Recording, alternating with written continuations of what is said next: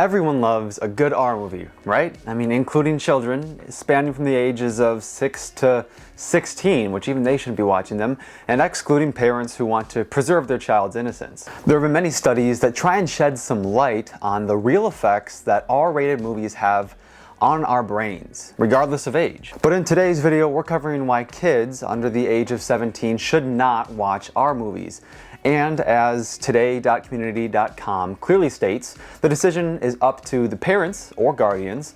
However, I'd like to take the next 5 minutes to try and inform you as best as I can. In a Dartmouth study, my cousin's actually doing his undergrad over there. I'm kind of jealous, not gonna lie. Media Relations Officer James Sargent published his findings that, and I quote, watching R-rated movies affected the level of sensation seeking among adolescents. Pediatrics.org reinforces this idea through their study, telling more about drug use and cigarettes and the correspondence to R-rated movies. Now, if you don't know what sensation seeking is, well then it's probably exactly where your mind might take you. Drinking, risk-taking, drug experimentation, sex, and aggression. Things that are all stamped as normal for kids and teenagers by today's interesting standards. Now you might think to yourself, sure, those are bad things, but they're generally normal for young people and just end up being a short phase in their life. But a university record study does prove that there are some consequences that tend to stay with us, that we carry over an extended period of time. Now, this study pertains to horror movies, but realistically, the horror films that keep you up all night are usually rated R. Also, scienceblogs.com validates that long-term memory regions are affected by viewing images containing violence. More than a third of the study subjects reported avoiding the depicted situation from the horror film in their real lives, and almost a fourth of the study subjects reported having some obsessive thoughts or couldn't stop talking about the horror movie with other people. When you think of violence and crime, stylistic choices aren't hopefully the first thing that comes to mind. But in a Purdue study, oh, big surprise, another study.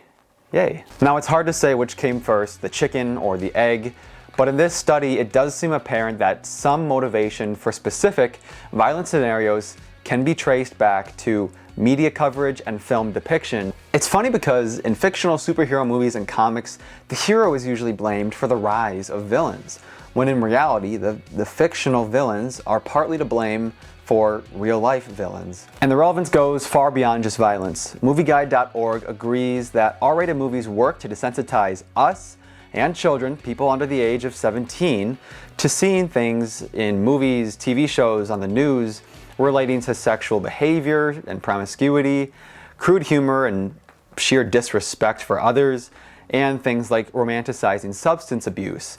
All these work to promoting these risky behaviors.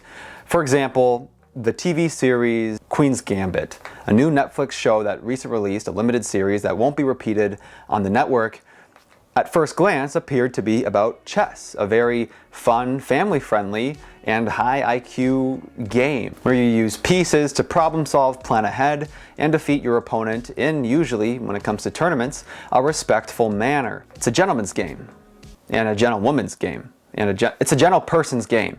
However, this series takes a different spin on chess, romanticizing substance abuse, showing that yes, females can struggle with drinking problems, drug addiction, things like that.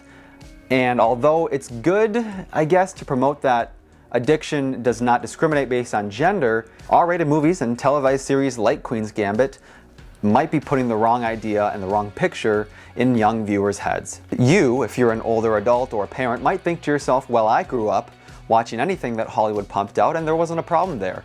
But an important thing to keep in mind in today's modern day and age is that when it comes to young viewers and movies and television series, it's harder and harder to differentiate between what's real and what's fiction. Strong graphic images of sex, drugs, and violence can really start to warp a young person's idea of what's acceptable and what's not. And of course, as desensitization progresses, the line gets even blurrier. Now, regardless of what your own stance on the matter is when it comes to R-rated movies and violent television series, it's hard to deny that movies and shows are rated what they are for a reason.